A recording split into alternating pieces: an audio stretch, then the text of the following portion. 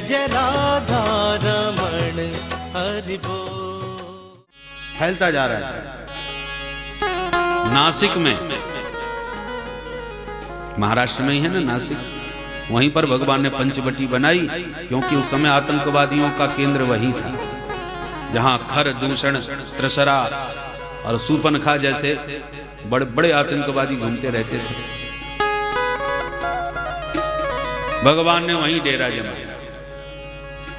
सूपनखा आई तो मारी नहीं, नकटी करके भगाई। मारी क्यों नहीं भाई, नकटी क्यों बनाई?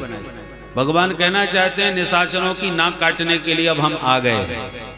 नाक को प्रतिष्ठा का स्वरूप माना जाता है। अरे राम राम खानदान की नाक कट गई, नाक माने प्रतिष्ठा। तो निशाचरों की प्रतिष्ठा को नष्ट करने के लिए भगवान आए हैं। तो खरदूषण को समाचार मिला, उसने समझा अरे राम राम ये बहन की नहीं हमारी नाक कटी है। कोप करके आया, भगवान ने सबको ठिकाने लगाया।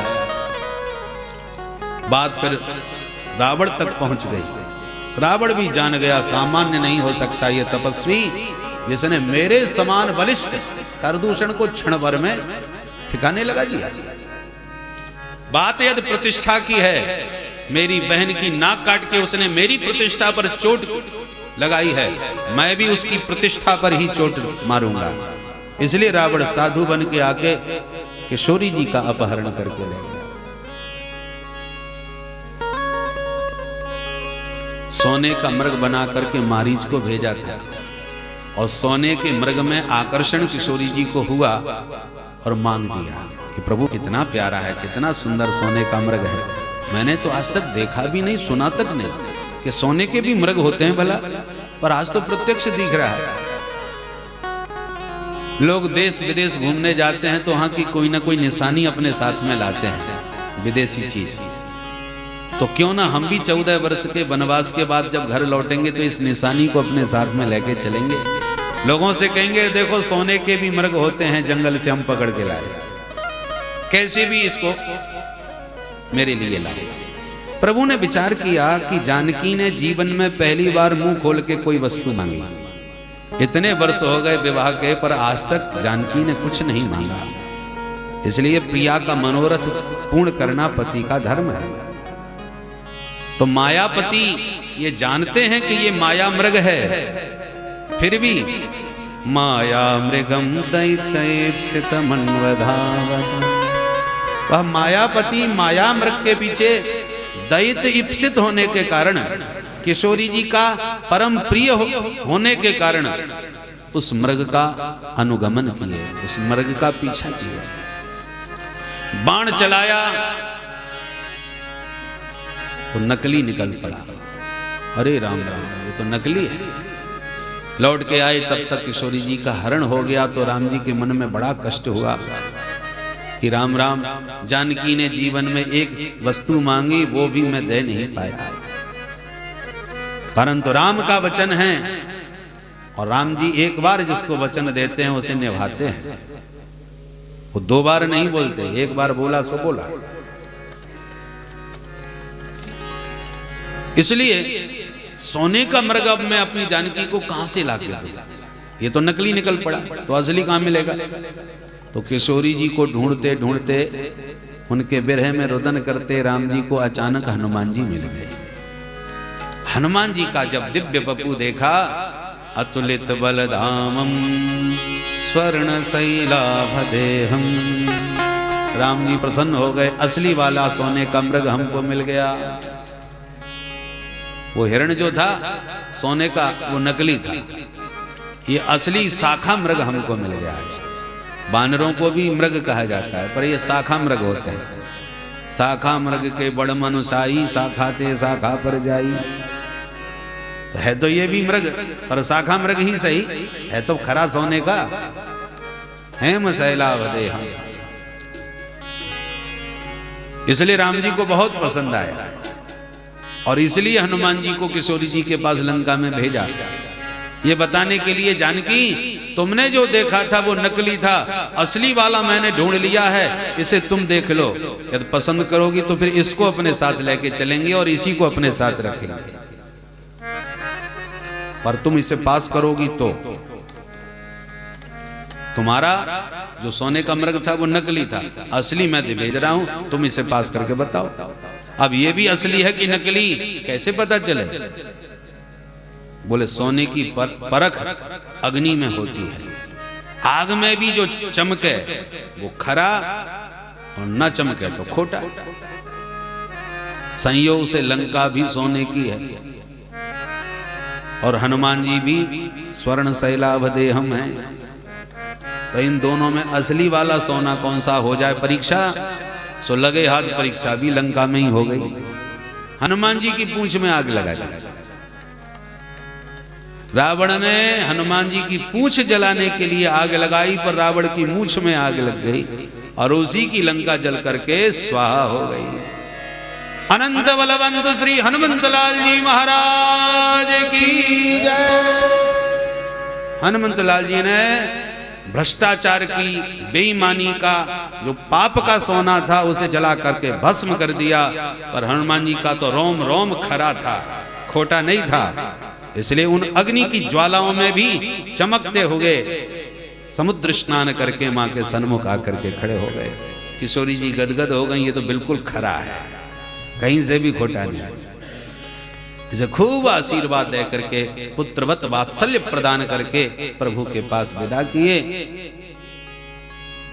किशोरी जी का संपूर्ण समाचार जब हनुमंत लाल जी ने राम जी को सुनाया, उधर विभीषण जी शरण में आए। सामर्थ्यवान भगवान ने उनको तुरंत आते ही लंकेश्वर बनाए, और उसके बाद जब समुद्र पर सेतु का निर्माण किया गया, लंका में प्रवेश होकर के खल दब दहन, जैसे दावाग्नि के लग जाने पर सारा जंगल भस्म हो जाता है, बड़े बड़े विशाल वृक्ष भी धराशायी होकर के भस्मसात हो जाते हैं, ऐसे ही राम जी ने अपनी क्रोधाग्नि में समस्त निश्चरों का दहन कर दिया, सारे दैत्यों का, दुष्टों का, राक्षसों का संहार कर दिया, और अपने शरणागत विभीषण को लंकेश्वर पद पर प्रतिष्ठित करके अपनी प्राण प्रिया को पुनः साथ में लेकर के पुष्पकारूढ़ होकर के राम जी पुनः 14 वर्ष के बाद अयोध्या में लौट करके अवधेश बने। ऐसे अवधेश रघुनंदन राम भद्र के पाद पद्मों में हम बारंबार प्रणाम करते हैं। बोल राजा रामचंद्र भगवान की, अयोध्या नाथ की। आइए एक बार हम सब मिल करके राम जी की स्तुति कर लें, राम राज्य का अभिषेक करके प्रणाम करके फिर हम लोग लौट करके जमुना तट पर वापस आते हैं। श्री रामचंद्र कृपालु भज मन हरण भव भरदा। श्री रामचंद्र कृपालु भज मन हरण भव भरदा। नव कंज लोचन कंज मुख कर कंज पद कंजा। कंज लोचन कंज मुख कर कंज पद कंजा। कंदर्प अगणित मित छवि नवनी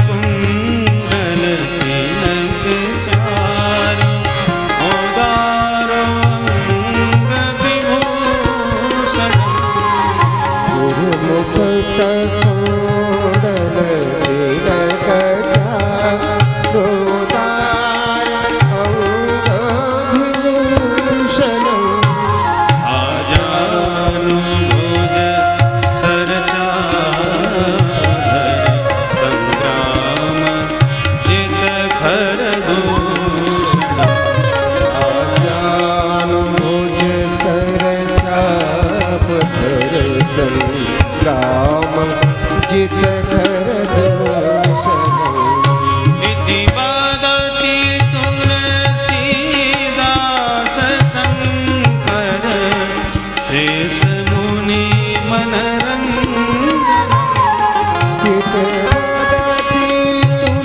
तुलसीदास शंकर शेष मुनि मनरंजन मम हृदय कंज निवास कामादि फलदल गंजन मम हृदय कंज निवास सुर कामादि फलदल गंजन श्री रामचंद्र कृपाल भजवन हरण भव भयदान श्री रामचंद्र कृपाल भज मन हरण भव भय दारुण श्री राम जय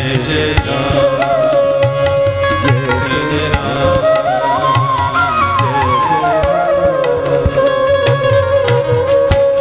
बोल अयोध्यानाथ की जय जय श्री सीताराम अथात श्रूयतां राजन् वंशः सोमस्य पावनः यस्मिन् ऐलादयो भूपा कीर्त्यन्ते पुण्यकीर्तयः। परीक्षित, अब सोम वंश का श्रवण करो।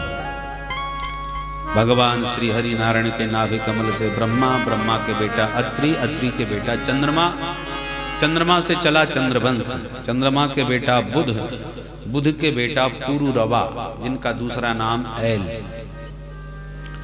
महाराज ऐल के ही वंश में पुरुरवा के पुत्र जो 6 थे, आयु, श्रुतायु, सत्यायु, रय, जय और विजय। इसी पवित्र वंश में आगे चल के हो गए महाराज जन्नू, जिनकी चर्चा आप सुनी थी, जो गंगा जी को पी गए थे। इसी वंश में हो गए महाराज गाधी। गाधी महाराज की एक बिटिया थी सत्यवती, बेटा कोई था नहीं। राजा ने प्रतिज्ञा करी 1000 श्याम कर्ण घोड़े जो देगा उसी को बेटी ब्याहूंगा। तो ऋचिक मुनि ने ये प्रतिज्ञा पूर्ण करके सत्यवती से विवाह किया। अब प्रार्थना करी सत्यवती ने, महाराज मेरी माँ के कोई बच्चा नहीं, मुझे भी कोई बच्चा नहीं, कुछ ऐसी कृपा करो मेरे को भी बेटा हो जाए, मेरे को कोई भैया भी मिल जाए, मेरी माँ को भी कोई बेटा हो।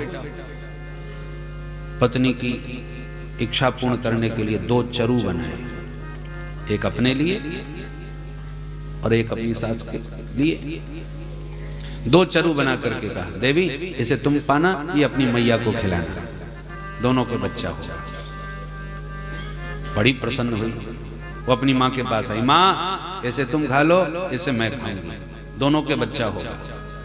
माँ का मन थोड़ा डगमगाया, अपने बच्चे के लिए बढ़िया वाला कोई मंत्र पढ़ा होगा, मेरे लिए कुछ ऐसे ही टेम्परेरी बना दिया होगा। बेटी तेरा चरु ज्यादा अच्छा लग रहा है। बेटी के मन में तो ऐसा कोई भाव नहीं, यदि मेरा चरु अच्छा लग रहा है तो आप मेरा वाला खा लीजिए, लाओ आपके वाले को मैं खा लेती हूँ।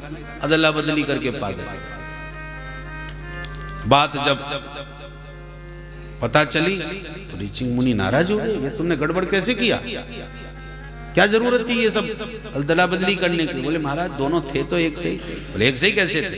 मैं ब्राह्मण हूं, मैंने अपने लिए ब्राह्मण बालक की भावना से चरु बनाया था और तुम्हारी माँ के लिए क्षत्रिय भाव से चरु बनाया था। अब दोनों विपरीत स्वभाव वाले बालक होने वाले। अरे महाराज मेरा बेटा क्षत्रिय स्वभाव का होगा? बोले होगा ही जब चरु बदला है। बोले हमारा बेटा ना हो नाती भले ही हो जाए। अच्छा तो चलो ऐसा ही होगा। तो ऋचिक मुनि के द्वारा सत्यवती के गर्भ से जो बालक हुआ वो जमदग्नि हुआ और जमदग्नि के द्वारा जो बालक हुआ वो भगवान परशुराम जी हुए। बोल परशुराम जी महाराज की जय। कुरुक्षेत्र में जाकर के महाराज 5 रथ बना दिए इन्होंने क्षत्रियों के रक्त से। दुष्ट आतताई क्षत्रियों का इन्होंने हनन किया। ऐसे भगवान परशुराम जी। इसी चंद्रवंश में फिर आगे चल करके महाराज नहुस हुए। नहुस के भी 6 बेटा हुए, यति, ययाति, संयाति, आयति, वियति और कृति। बड़े बेटा यति तो यति बन गए, दूसरे बेटा ययाति ने 2 विवाह कर लिए। एक शुक्राचार्य जी की बेटी के साथ देवयानी जिसका नाम, और दूसरी वृषपर्वा की पुत्री शर्मिष्ठा के साथ। 2 रानी, दोनों से 5 संतान, यदु, तुर्वसु, द्रुह्यु, अनु और पुरु। पर सबसे छोटे बेटा पुरु ने अपना यौवन दे के पिता का बुढ़ापा स्वयं ले लिया। पुत्र से प्रसन्न होकर के सबसे छोटे बेटे पुरु को सम्राट बना दिया यदु महाराज, श्री ययाति महाराज।